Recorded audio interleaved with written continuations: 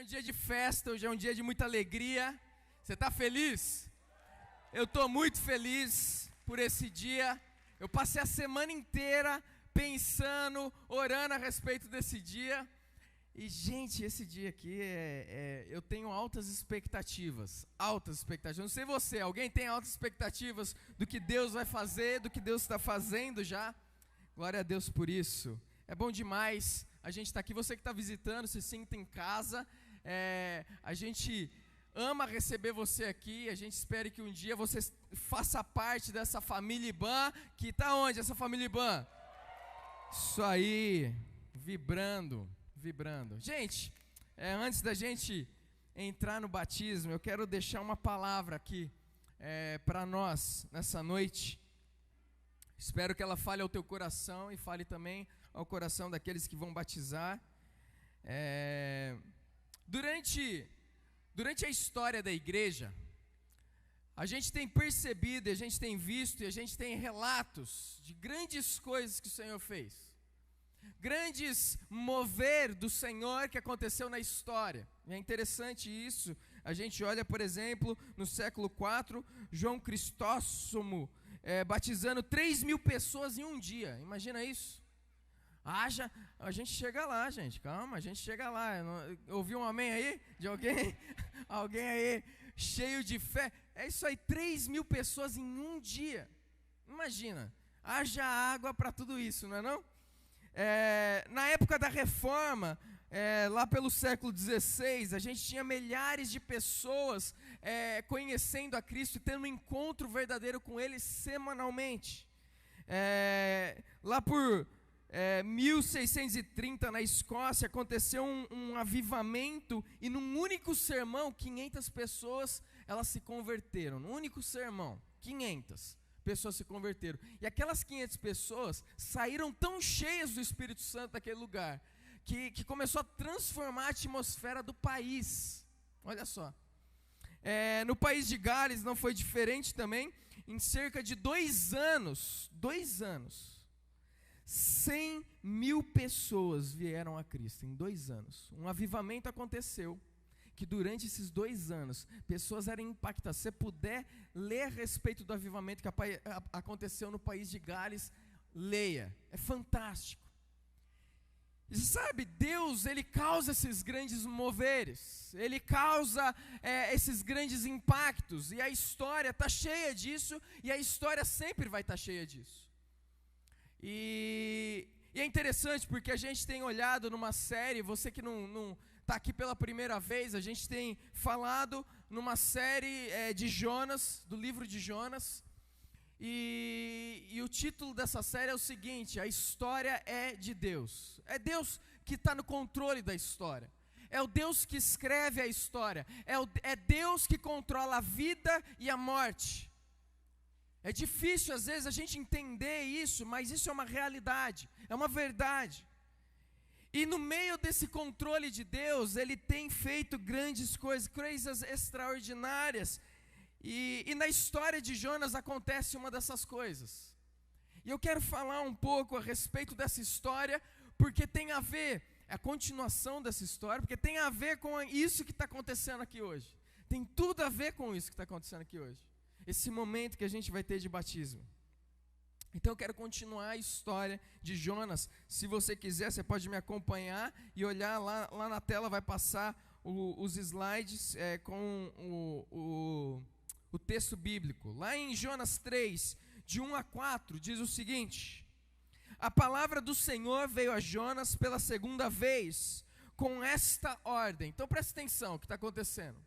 Jonas, ele é um servo do Senhor, ele é um profeta do Senhor, ele recebe uma ordem do Senhor e ele não quis obedecer essa ordem. Ele entendia que aquele povo de Nínive, aquele povo pelo qual Deus chamou ele para pregar, para mostrar, para pregar condenação contra aquele povo. Olha, Jonas, ele não queria pregar para esse povo, porque esse povo era mau, esse povo era um povo que fazia coisas más contra Israel. Era um povo que oprimia o próprio povo dele. E ele sabia que se ele fosse pregar e esse povo se arrependesse, Deus perdoaria os pecados deles. Então ele não queria pregar de jeito nenhum, então a Bíblia fala que ele escolhe fugir de Deus, fugir da presença de Deus. Então ele tenta fugir, ele pega um barco, vai para Tarsis, e no caminho Deus manda uma grande tempestade. Os marinheiros ficam sabendo a razão da tempestade, que era Jonas. Eles perguntam para Jonas: Jonas, o que a gente precisa fazer? Então naquele momento Jonas fala: vocês precisam me lançar para fora do barco e a tempestade vai acalmar. Agora é interessante, porque eles pegam, jogam Jonas e a tempestade acalma. Então Deus manda um grande peixe para engolir Jonas. Talvez você já escutou essa história. Então você pensa: isso é uma loucura para nós, mas para Deus não. Não tem nada de impossível para Ele, não tem nada que é difícil demais para Deus. Porque é Deus que controla a vida, é Deus que controla a morte também. É Deus quem dá a vida. É Deus que sustenta a vida, e talvez você hoje está precisando ouvir isso daqui em meio a essa pandemia. É Deus quem sustenta a vida. É quem ele sustenta a sua vida, a vida dos seus queridos. E quando chegar a hora, vai chegar a hora. Não tem jeito.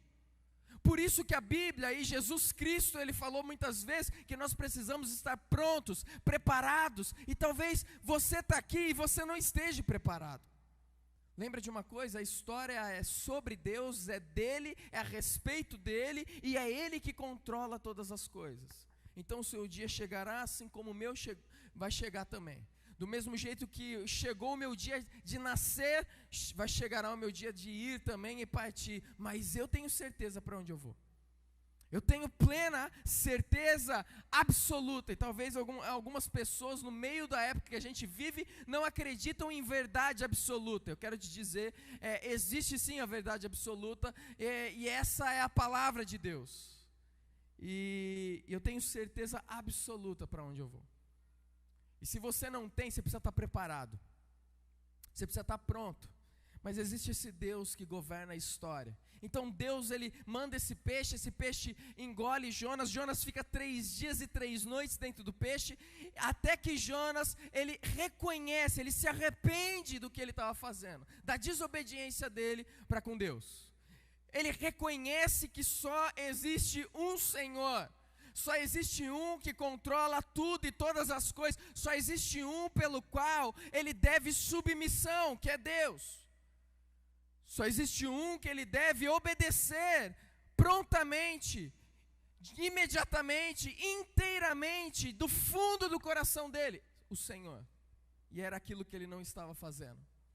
E ali na barriga do peixe ele reconhece isso, ele se arrepende. E algo extraordinário acontece. E é esse algo extraordinário que eu quero falar um pouco para você aqui nessa noite. Porque é por meio de arrependimento e obediência, que é o fruto do arrependimento, que algo extraordinário acontece nas nossas vidas. Que algo extraordinário acontece na vida dos outros que estão ao nosso redor. Então olha lá, então voltando à palavra aqui. Então a palavra do Senhor veio a Jonas pela segunda vez com esta ordem. Esse daqui é o versículo 1. Deixa eu só ler o versículo anterior para vocês. Deixa eu ver se eu acho aqui.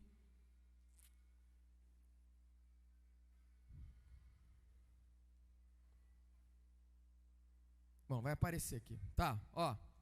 A palavra do Senhor veio a Jonas pela segunda vez com esta ordem: vá à grande cidade de Nínive e pregue contra ela a mensagem que eu lhe darei. Então, olha só o que a Bíblia fala. Jonas obedeceu a palavra do Senhor e foi para Nínive. Era uma cidade muito grande.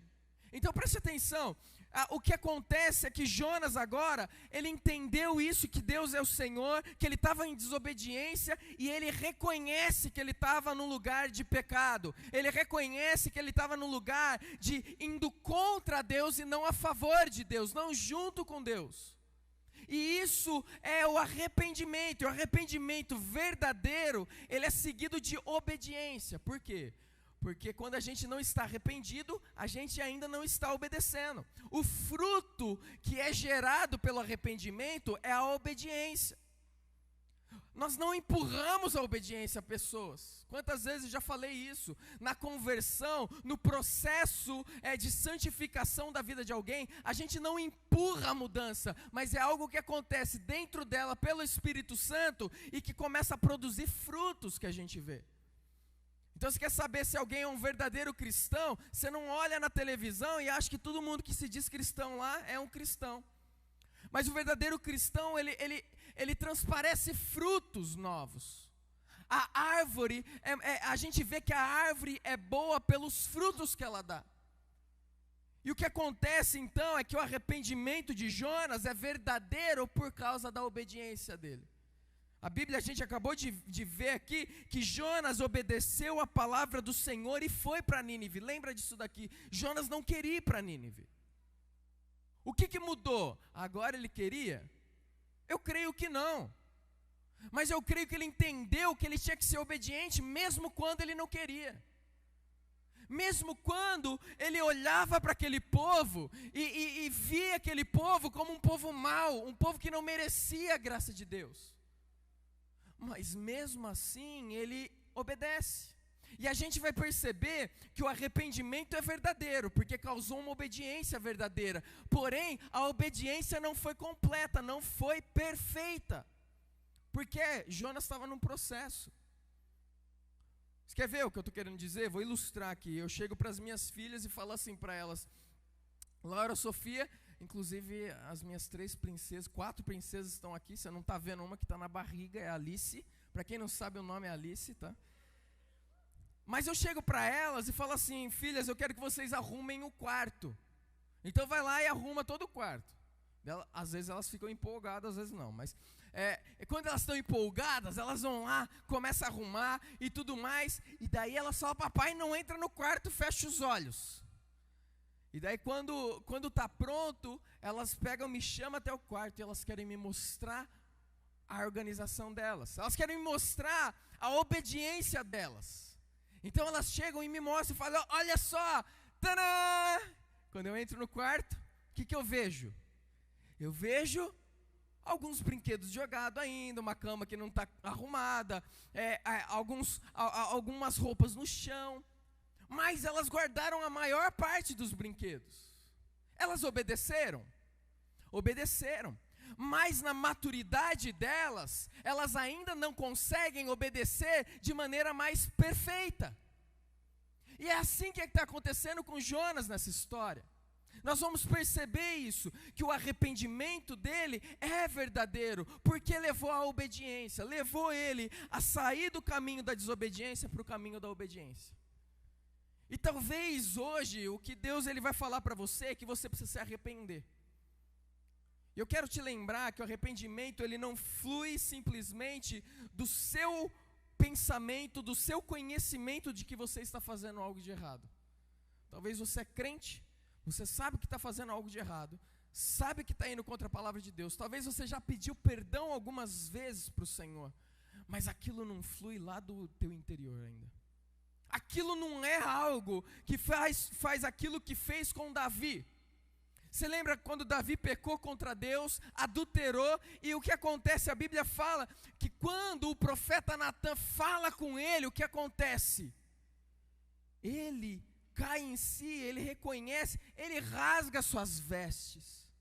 Ele chora, e chora, e chora. Arrependimento verdadeiro causa uma dor no nosso coração, porque a gente está pecando contra aquele que nos amou e se entregou por nós. Então o arrependimento ele vem de um conhecimento, mas ele vem junto com o tocar do Espírito Santo. Por isso que Jesus falou que uma das funções do Espírito Santo era convencer-nos do mal, do pecado. Então o que acontece? O Espírito Santo, ele precisa sim, não só tocar no nosso coração no dia da nossa conversão, para que a gente entenda que nós somos pecadores, estamos longe de Deus e que nós estamos num caminho de morte. Como também, durante toda a nossa caminhada na terra, é Ele quem convence a gente de todo mal. Por isso que é tão importante viver uma vida profunda e íntima com Ele. E aqui então está, e talvez você esteja num momento onde Deus está querendo causar um arrependimento na sua vida e você ainda não tem esse arrependimento. Eu quero te dar uma dica do que você pode fazer. Começa a pedir para o Senhor, para que o Espírito Santo dele venha convencer você daquele mal que você está fazendo. Eu já fiz isso, já passei por isso, e vem, no momento certo, Deus traz a convicção. E sabe o que acontece? Acontece que você quer largar qualquer coisa que você está fazendo de errado para fazer o certo, por amor a Ele. Então Jonas está nesse negócio. Jonas ele se arrependeu. Então a Bíblia vai falar o quê? Que era uma cidade muito grande. Ele foi para Nínive, era uma cidade muito grande, sendo necessária 3 dias para percorrê-la. Jonas entrou na cidade e percorreu durante 1 dia. E olha só, proclamando: daqui a 40 dias Nínive será destruída. Está vendo como a obediência dele não foi perfeita? Precisava de 3 dias para percorrer a cidade. O que ele fez? Ele fez em um dia. Aqui pode ser tanto que ele percorreu a cidade em 1 dia, como ele andou só por 1 dia. E ele anunciou, e olha que mensagem: daqui a 40 dias, Nínive será destruída. Essa era a mensagem dele. Jonas, ele não tentou persuadir o povo. Jonas não tentou usar suas técnicas para persuadir, sua inteligência, sua sabedoria. Ele não tentou usar suas palavras. Ele não tentou usar uma musiquinha de fundo para ajudar. Ele não tentou nada. Ele passou rápido pela cidade, falou a mensagem que tinha que falar, ponto final. Obedeci. A gente vai perceber que Deus está tratando o coração desse servo dele. Mas o que acontece é que depois que tudo isso acontece, é que quando nós obedecemos a Deus, quando nós nos arrependemos dos nossos pecados, e você que é um cristão, você se arrependeu dos seus pecados, você que está sendo batizado hoje, você se arrependeu dos seus pecados e confessou Jesus Cristo como Senhor da sua vida. Quando nós fazemos isso e nós vivemos uma vida de obediência, algo acontece, mesmo que a obediência não seja perfeita ainda. Algo acontece, e olha o que acontece nessa cidade por causa da obediência. Mesmo que ela não foi aquelas coisas. Mesmo que talvez Deus ele te chama para fazer algo que você fala assim: eu não consigo. Às vezes Deus te chama para ser um líder de célula. Às vezes Ele te chama para trabalhar e servir em algum ministério. Às vezes Ele te chama para falar de Jesus para alguém. E você pensa assim: eu não sei fazer direito. E você vai e faz de qualquer jeito. Mesmo quando a sua obediência ainda não é perfeita, Deus ele faz grandes coisas. E olha o que acontece nessa cidade. A Bíblia fala no versículo 5, que os ninivitas creram em Deus, proclamaram um jejum, e todos eles, do maior ao menor, vestiram-se de pano de saco. Presta atenção. Quem gosta de comer aqui? Alguém gosta de comer? Dizem que crente não bebe, mas come. E é uma realidade, né? Veja só. A gente não sai parando de comer porque é legal. É ou não é? Quem aqui para de comer por causa de dieta? Alguém? Deixa de comer por causa de dieta? Não tem ninguém que entra em dieta aqui? Meu Deus. Essa é a primeira, hein? Não, vamos lá. Então, a gente entra, mas é muito difícil. Porque não é gostoso. Pensa só, eu já estou naquela idade que qualquer coisa que eu como eu já sinto pesar. Não sou velho, viu? Mas eu já estou chegando nessa idade. Eu já sinto pesar, já sinto a gordurinha chegando ali e tal, querendo ficar, e a gente luta para ela ir embora, ela continua no lugar. Mas a gente eu já estou nessa vibe. Antes, uma coisa que era fácil para mim, eu comia, praticava exercício, estava tudo certo. E hoje eu me pego às vezes falando assim: poxa, eu queria comer mais, mas não posso. Presta atenção. Esse povo ouve a mensagem de que Deus vai destruir Nínive em 40 dias. O que acontece é que eles entram em jejum. Presta atenção. Em 40 dias. Isso pode ser que Jonas ele percorreu a cidade em quantos dias? 1. Significa que depois desse primeiro dia, é muito provável que eles jejuaram 39 dias mais ou menos. Eles ouviram a mensagem e o povo se arrependeu, falou: nós estamos mortos. Então o que acontece? O rei e os líderes da nação falam: nós vamos jejuar. Então eles começam a jejuar. Eles proclamaram um jejum. Todos, do maior até o menor, vestiram-se de pano de saco. Era uma forma de mostrar que eles estavam humilhados, que eles estavam clamando a Deus por socorro. Eles não queriam roupa de festa, eles queriam a coisa mais simples, mais baixa. Eles estavam mostrando a humilhação deles diante de Deus. Daí diz o seguinte: quando as notícias chegaram ao rei de Nínive, ele se levantou do trono, tirou um manto real, vestiu-se de saco de pano, sentou-se sobre cinza, então fez uma proclamação em Nínive. Olha a proclamação dele: por decreto do rei e dos seus nobres, não é permitido a nenhum homem ou animal, boi ou ovelha, provar coisa alguma. Não comam e nem bebam. Não é uma questão simplesmente de, olha, vamos todo mundo aqui jejuar. Não, ninguém vai comer. Nenhum ser vivo vai comer.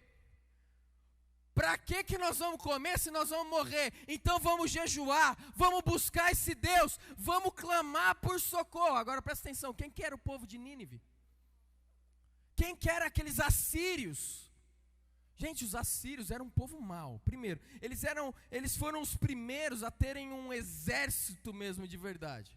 Eles pagavam os seus soldados para serem soldados. Eles aprenderam a extrair e trabalhar com metais. E por isso, então, as suas armas eram melhores do que a dos seus inimigos. Esses caras eram temíveis. As pessoas não queriam estar perto deles. As pessoas tinham medo deles. Quando eles capturavam seus inimigos, o que eles faziam? Eles esfolavam os seus inimigos vivos, tiravam as suas peles e penduravam para mostrar para todos, para que seus inimigos olhassem e tivessem medo deles. Eles pegavam seus inimigos, traziam da terra deles, daí o que eles faziam? Tiravam seus olhos, cortavam as suas mãos e empilhavam eles até eles morrerem.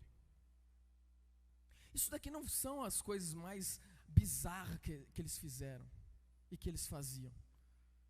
Esse é o tipo de povo que Jonas está indo pregar. E talvez é por isso que ele deve ter pregado em um dia, né? Porque ele falou: rapaz, eu vou pregar rápido para não morrer. Era um povo mau. É esse povo que está se arrependendo. É esse povo que está se prostrando diante do Rei dos Reis e reconhecendo que eles não são nada, que eles não passam de nada, sentando na cinza, vestindo roupa de saco. Eles estavam declarando: nada somos, Senhor.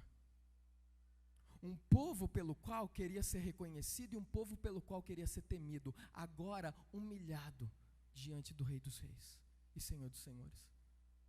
Então olha o que acontece,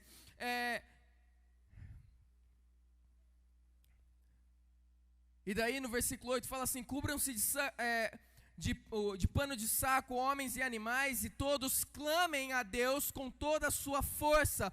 Deixem os maus caminhos e a violência, talvez Deus se arrependa e abandone a sua ira, e não sejamos destruídos. Olha o que eles estão proclamando, presta atenção no arrependimento mais uma vez acontecendo aqui. Qual que é o arrependimento que eu falei? É quando uma pessoa reconhece que está fazendo algo errado, e ela para de andar no caminho do erro, se volta para o caminho certo e começa a andar no caminho certo. O arrependimento verdadeiro gera frutos verdadeiros, frutos de obediência. E o que está acontecendo aqui é que esse povo agora, o rei está declarando: olha, todos clamem a Deus. Que Deus que é? Não é o Deus deles, eles eram idólatras. É o Deus de Yahvé, é o Deus de Jonas, é o Deus do povo de Israel. Clame ao Deus verdadeiro, ele está dizendo. E depois ele fala, olha, com toda a sua força, e olha só, deixem os maus caminhos e a violência. Arrependimento verdadeiro leva a gente a sair do caminho errado. Talvez Deus se arrependa. Talvez Deus, Ele faça algo diferente. Então, a Bíblia vai falar o seguinte, no último versículo 10 desse capítulo vai dizer assim: viu Deus o que fizeram, como se converteram do seu mau caminho, e Deus se arrependeu do mal que tinha dito que lhe faria e não o fez. Primeira coisa, muito obrigado. Estou sem meu ventilador aqui hoje, mas não tem problema. Daqui a pouco eu vou nadar.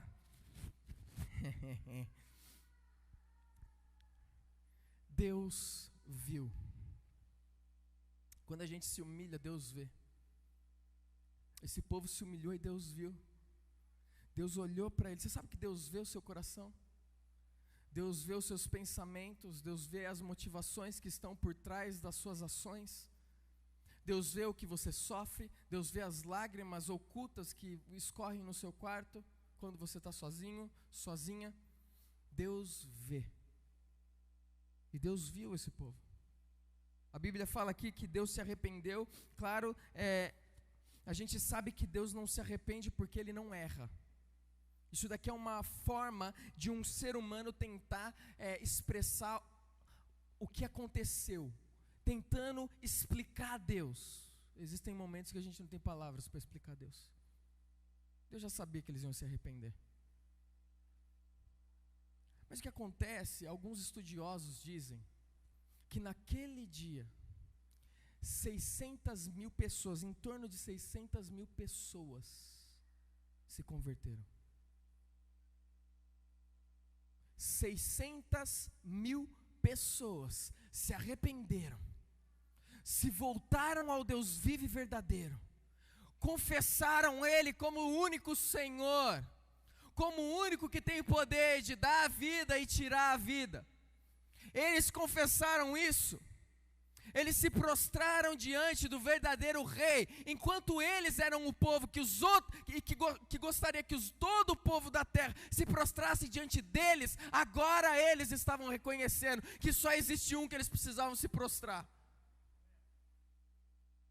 Por meio da mensagem de um homem que se arrependeu e obedeceu. A gente não tem noção do que pode acontecer, o poder que pode acontecer por meio de uma pessoa que se arrepende e obedece. Eu quero dizer para você que aqui em Itabuna só tem 220 mil habitantes. Se Deus fez com 600 mil, por que Ele não pode fazer com 220 mil? Hã? É ou não é? Será que Deus Ele não pode mudar os traficantes daqui? Será que Ele não pode fazer com que os traficantes que vêm para cá se convertam aqui? Depois voltem para lá e comecem a converter outros? Ele pode. E eu tenho certeza que Ele quer. Tudo que Ele precisa são pessoas que vivem uma vida de arrependimento e obediência a Deus. E hoje nós estamos celebrando isso aqui. Nós estamos celebrando pessoas que se arrependeram dos seus pecados, dos maus caminhos que estavam vivendo longe do Senhor e que confessaram Jesus como o Senhor das suas vidas. Deus pode causar um avivamento por meio da vida de vocês e por meio da vida de você que está sentado, se você tão somente viver em arrependimento e obediência ao Senhor. Isso daqui não é uma simples festa. Isso daqui é uma declaração que eles estão fazendo hoje, de que a fé deles está num único Senhor, Jesus Cristo. Você que veio visitar, você que veio assistir, você que faz parte da família, eu quero te dizer que esse dia marque a sua história também. Que você saia daqui tão impactada, que você queira vivenciar aquilo que eles estão vivenciando um dia. Que você entregue a sua vida a Jesus Cristo e reconheça que Ele é o único Senhor também. Porque grandes coisas podem acontecer. Ele fez durante toda a história, continua fazendo hoje. E eu estou aqui em Itabuna esperando o dia de Itabuna. E eu estou falando, Deus, faz o que for necessário fazer comigo, para que eu seja esse homem. Faça o que for necessário ser feito comigo. Você sabe o que é interessante? Porque eu lembro que 1 ano antes de eu passar por turbulências na minha vida, eu estava fazendo essa oração. E quando eu comecei a passar por turbulências, Deus falou para mim, eu estou moldando você. Então eu vou te dizer uma coisa, eu estou nesse caminho, você pode estar se você quiser também. Eu quero o que for necessário, para que o nome dele seja feito grandioso. Não é o meu, eu não preciso, meus dias na terra estão contados, os seus também. Somos como pó, mas ele vive para todo sempre. Ele sempre vai ser exaltado. Então entra nessa história pelo qual ele é o dono dela. Amém? Eu quero orar por você. Fica de pé onde você está. Quero orar pela sua vida. Nós vamos começar essa festa maravilhosa. Ê, coisa boa! Oh Deus! Pai, assim como o Senhor fez naqueles tempos de Jonas, com um povo tão mau, ó Deus. Oh Deus, esse povo se arrependeu, esse povo se humilhou. Nós sabemos que nós estávamos nesse lugar, ó Deus, distantes do Senhor. Pai, se existe algo de bom hoje em nós, é por causa do Senhor, e não porque nós podemos ou nós conseguimos, ó Deus. É porque o Senhor causa, ó Deus, as mudanças na nossa vida verdadeira. É porque só existe um Deus que é bom, como disse Jesus. E Deus, o Senhor produz essa bondade, essa mudança na nossa vida, e hoje nós estamos aqui para testemunhar isso.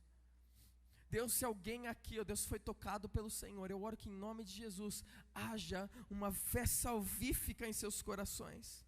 E que hoje, ó Deus, eles confessem, eles entendam que estão longe do Senhor, peçam perdão ao Senhor, se arrependam diante do Senhor e confessem que somente o Senhor Jesus é Senhor e Salvador das suas vidas, assim como os nossos irmãos e irmãs vão demonstrar que eles fizeram aqui também essa decisão, Pai. Que um grande avivamento aconteça por meio de todos nós, ó Pai, que confessamos o Senhor como Senhor das nossas vidas, em nome de Jesus. Amém, amém. Quero dizer para vocês, pode dar uma salva de palmas, quer dar uma, pode dar. Ele merece. Para vocês que estão se batizando, quero dizer que eu creio que Deus, Ele quer causar um avivamento por onde vocês passarem. Ele quer fazer com que, da mesma forma que as suas histórias têm sido transformadas por Ele, impactada por Ele, Ele quer fazer isso por meio da vida de vocês. Pessoas que viviam na religiosidade, Ele quer que aprendam a ter intimidade. E pessoas que viviam em vícios e longe do Senhor, Ele quer que essas pessoas encontrem Ele verdadeiramente. E Ele vai usar a vida de vocês. Amém? Vamos começar a festa. Amém? Vamos fazer o seguinte. A gente não vai poder aglomerar todo mundo aqui em volta da piscina. Vocês vão poder ficar de pé. Talvez as pessoas que estão na frente fiquem sentadas e o pessoal de trás pode ficar de pé. Agora eu quero dizer o seguinte. O povo, pode começar a tirar aqui pra gente, por favor. Eu acho que o cordãozinho está ali. Precisa soltar o cordãozinho. Ah, pronto.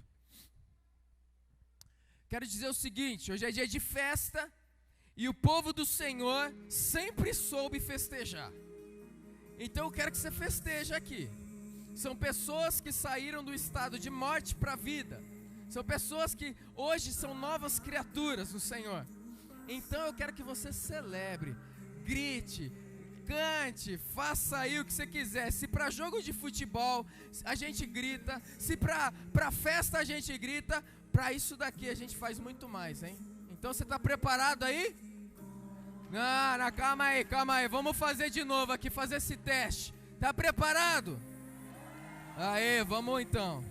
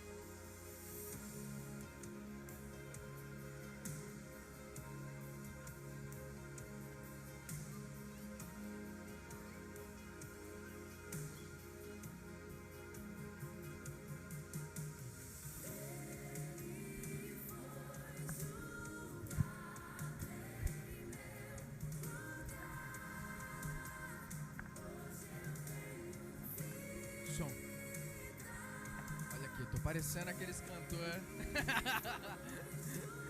Bom, gente, hoje nós vamos... as pessoas que vão batizar, seu Henrique, Dona Cecília, Sara e Gabriel. Nós vamos assistir ali o vídeo de cada um deles, testemunhando o que aconteceu na vida deles, tá bom? Então nós vamos começar com o seu Henrique. Deixa eu ver como que tá a piscina.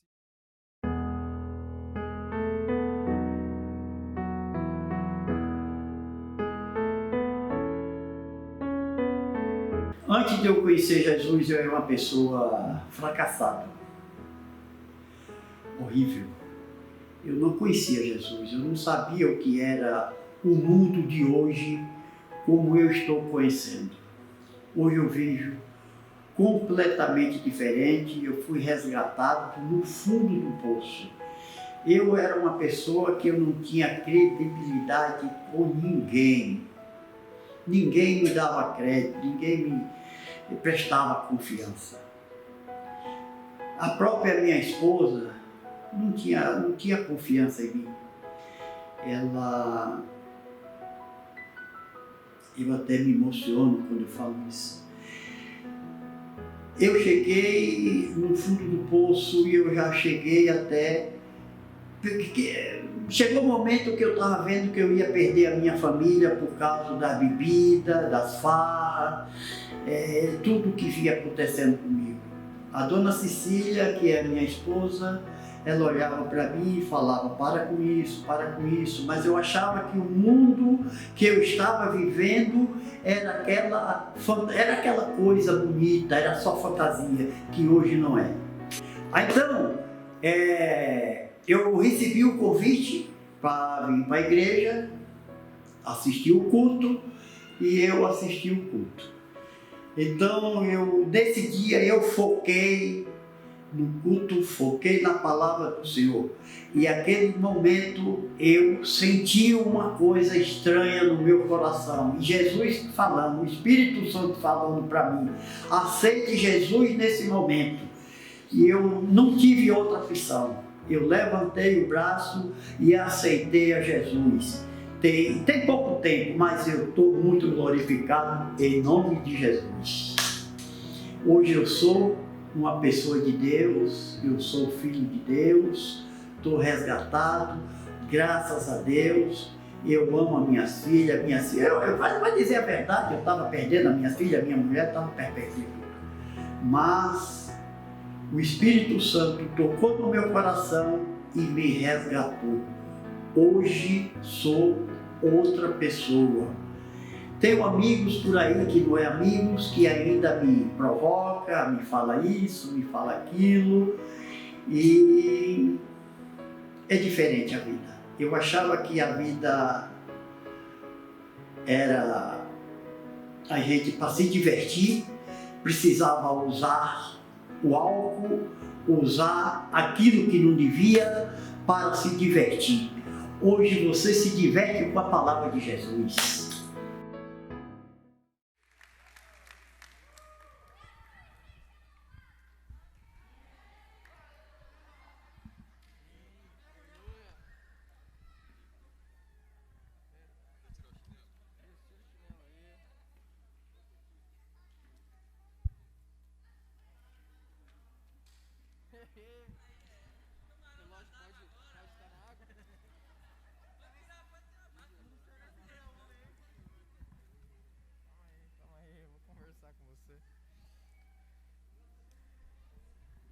Eu creio que isso aqui é só o início do que Deus tem feito na vida do seu Henrique. É verdade. Seu Henrique, eu creio que Deus ele vai multiplicar a sua história na vida de outras pessoas. A Bíblia fala que da mesma forma que somos consolados por Deus, Ele quer que a gente seja usado para consolar a vida de outros. Então eu tenho certeza que da mesma forma que você foi liberto pelo Espírito Santo de Deus, de vícios, que você estava perdendo a sua família, e Ele restaurou a sua história, Ele quer fazer isso por meio da vida do Senhor, na vida dos outros. E Ele vai fazer. Ele vai fazer, em nome de Jesus. Seu Henrique, o Senhor confessa Jesus como o único Senhor e Salvador da sua vida? Fala aqui no microfone.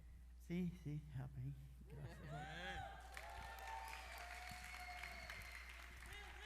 Então a gente te batiza em nome do Pai, do Filho e do Espírito Santo.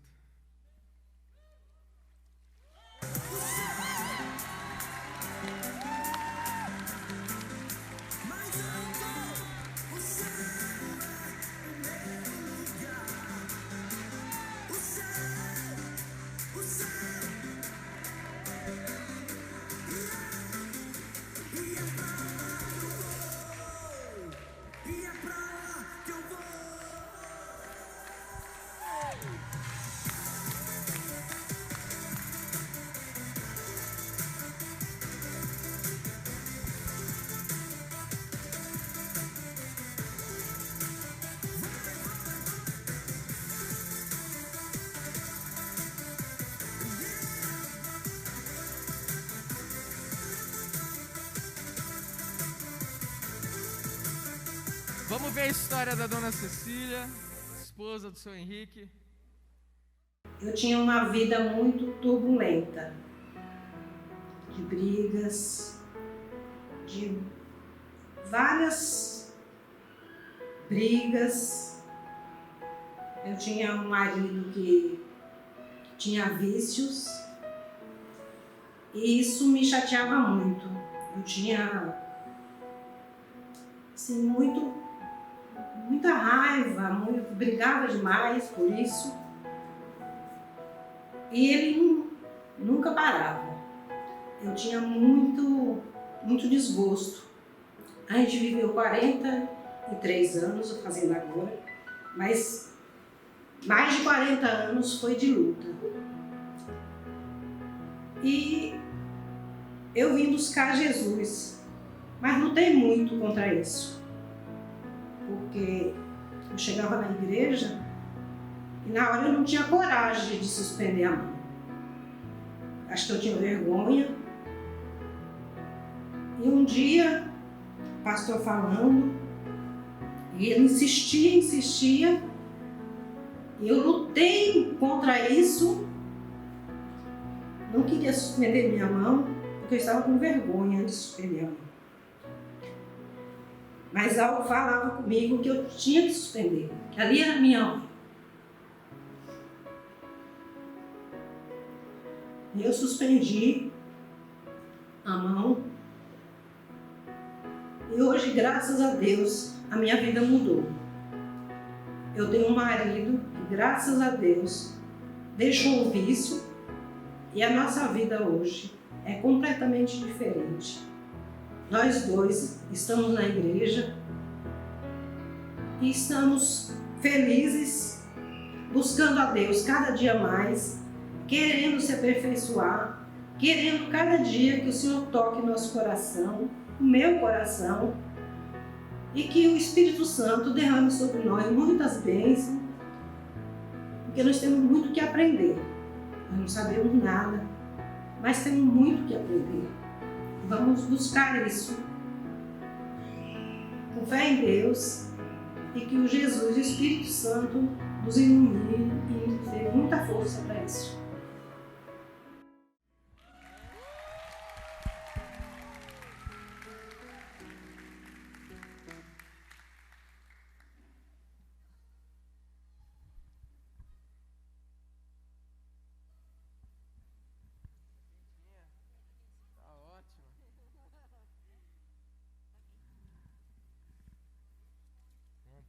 Pode ajoelhar aqui. Isso.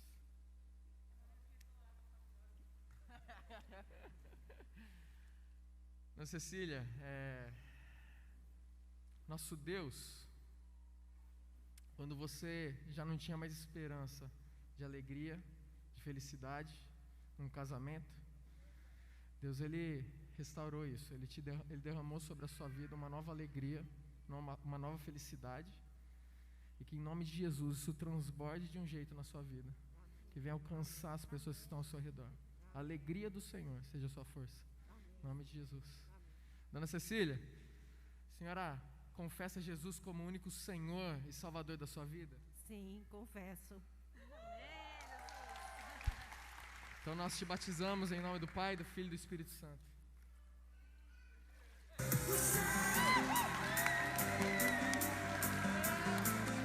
Mais alto, o céu.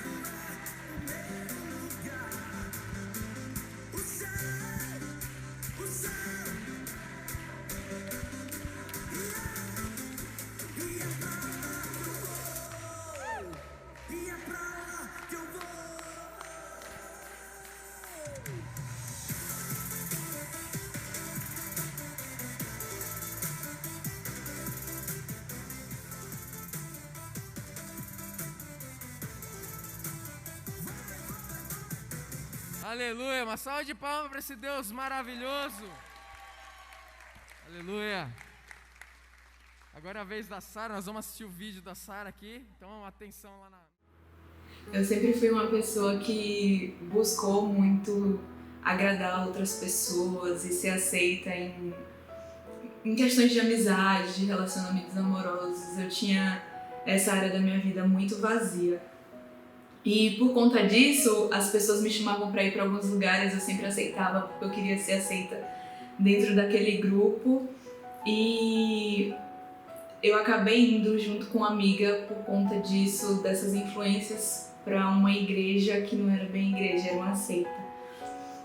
E lá, meu relacionamento com minha mãe foi bem afetado. Eu tive momentos muito...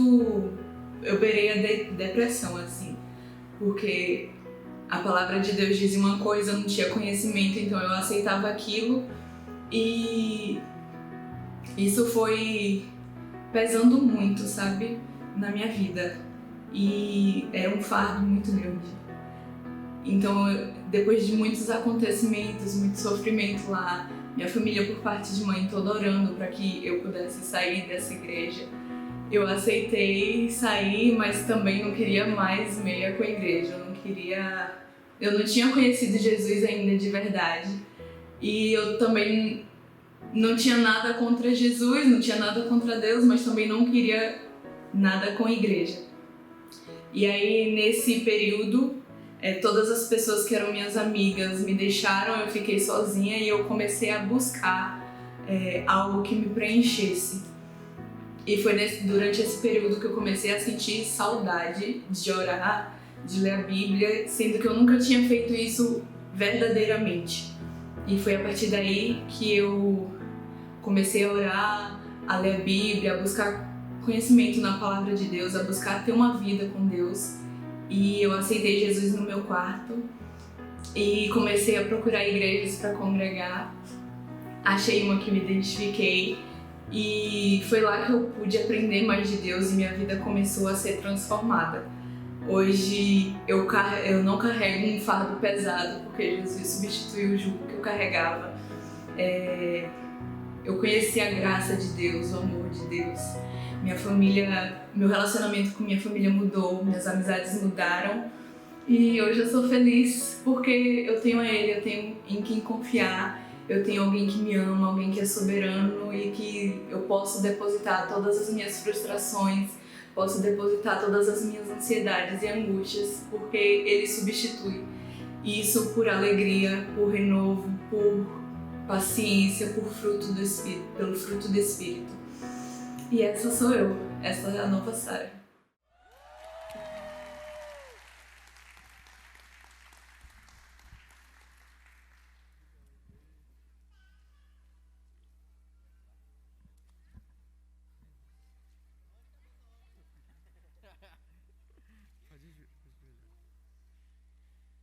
Sara, sua história me lembrou um pouco de Martinho Lutero.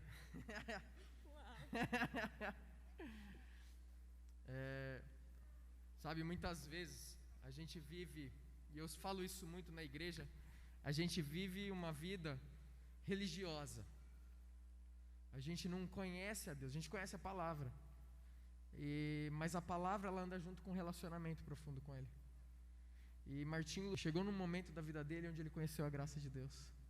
Aquele fardo do peso do pecado saiu das costas dele. E ele foi ali liberto, e por meio da vida dele, a gente passou por uma reforma na igreja. E que essa reforma alcançou a gente. Por isso que hoje você está liberta do peso também. Porque a gente entendeu isso. E que por meio da sua vida outras pessoas possam entender isso também. Em nome de Jesus. Viu? Sara, você confessa Jesus como o único Senhor e Salvador da sua vida? Sim! Então eu te batizo em nome do Pai, do Filho e do Espírito Santo.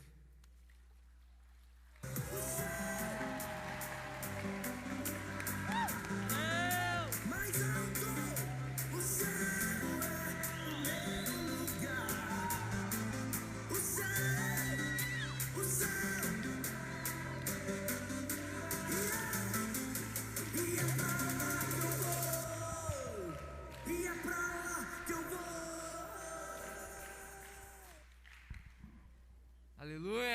demais! Essa festa é boa, hein?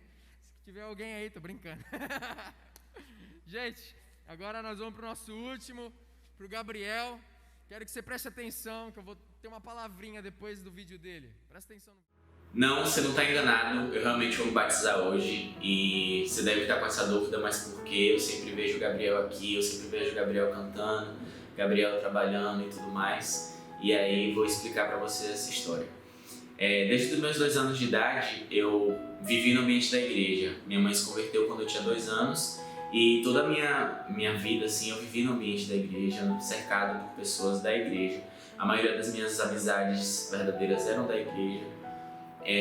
Mas eu sempre tive esse desejo no meu coração de servir, de ajudar as pessoas. E aí chegou um ponto da minha adolescência que falaram, ou você se batiza ou você não pode mais trabalhar na igreja. E aí eu disse, tá bom, vou me batizar. Me batizei e eu vivia uma vida dupla. Eu vivia na igreja aos domingos, fingindo ser aquela pessoa certinha. E durante a semana era completamente bagunçado, fazendo várias coisas. E aí, em 2016, eu me mudei de Salvador para Itabuna, com o desejo do coração completamente errado. Mas ao chegar aqui, eu tinha a IBAN que era próxima à minha casa e passei a ir para lá, para vir aqui e tudo mais, por ir, porque era um costume, né, eu marcar na agenda domingo de manhã na igreja. E aí, a partir daí eu fui confrontado. E aí teve um dia que eu tava no meu quarto e aí eu conversando com Deus, eu disse, Deus, agora, não tem jeito. E aí foi minha primeira experiência que eu tive com Ele, que foi muito marcante, assim, que eu me derramei de verdade e pude sentir Ele não mais como um capataz, alguém que queria que eu servisse, porque Ele queria que eu servisse. E a partir daí até meu serviço mudou, porque deixou de ser algo mandado para ser algo de coração. Porque Ele é um Deus que me dá tudo e porque eu não vou servir a Ele, porque eu não vou trabalhar por Ele. Então eu recebi amor de Deus, eu recebi o carinho, senti Deus me abraçar como um filho e não somente alguém alheio ao reino. Agora eu trabalho para o reino, agora eu trabalho para o crescimento do reino. E é por isso que eu estou aqui, que eu vou me batizar novamente.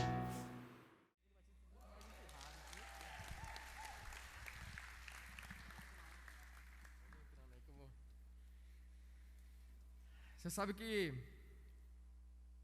um dos maiores perigos que a gente corre é da gente ter uma falsa conversão, da gente achar que a gente pertence e a gente não pertence.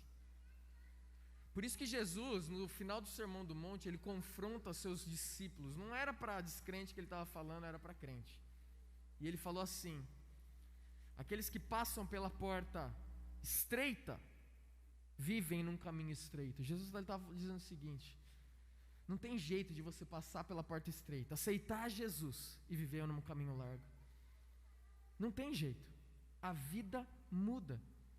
Depois ele vai falar, mas nos próximos versículos, ele vai falar que a gente reconhece a árvore pelo fruto. E depois, mais para frente, ele vai dizer o seguinte: alguns vão chegar diante de mim no grande dia e vão dizer, Senhor, Senhor, eu preguei no seu nome, curei no seu nome, expulsei demônios no seu nome. E Jesus disse, e eu direi para eles, afaste de mim, pois eu não vos conheço. Gente, não se enganem, nós podemos viver uma falsa conversão, estar no meio do povo de Deus e achar que nós somos cristãos, mas na verdade a gente nunca conheceu Jesus. Jesus falou que tinha aquele povo que confessava, que fazia, mas não era. Por isso que nas horas do apelo, eu sempre falo isso. Talvez você está na igreja há muito tempo, você conhece bem a palavra de Deus, mas você nunca teve um encontro com Jesus Cristo. Então, é isso que aconteceu com a vida do Gabriel. Conforme ele estava com a gente, ele já tinha sido batizado, já tinha falado, sabia lidar e viver no meio cristão. Ele sabia que era pecado, que não era, sabia que ele podia fazer, que não podia, mas dentro dele, ele estava perdido. E um dia o Espírito Santo mostrou isso para ele. E ele chegou para mim e ele falou, pastor, quando eu me batizei, eu não era cristão. Eu preciso me batizar de novo, porque uma mudança aconteceu na minha história. Eu tive um encontro com Jesus Cristo. Eu falei, glória a Deus. Então você vai descer, que a gente vai testemunhar isso. Em nome de Jesus, amém? Vamos lá.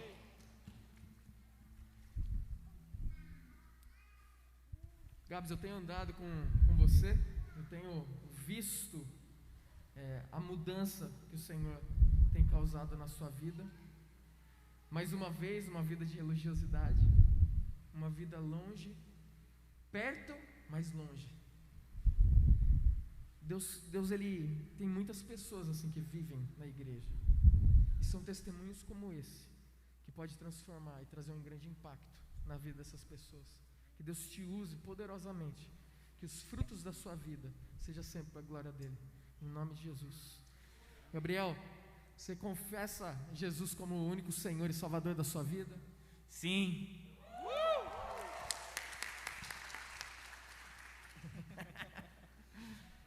Então nós te batizamos em nome do Pai, do Filho e do Espírito Santo.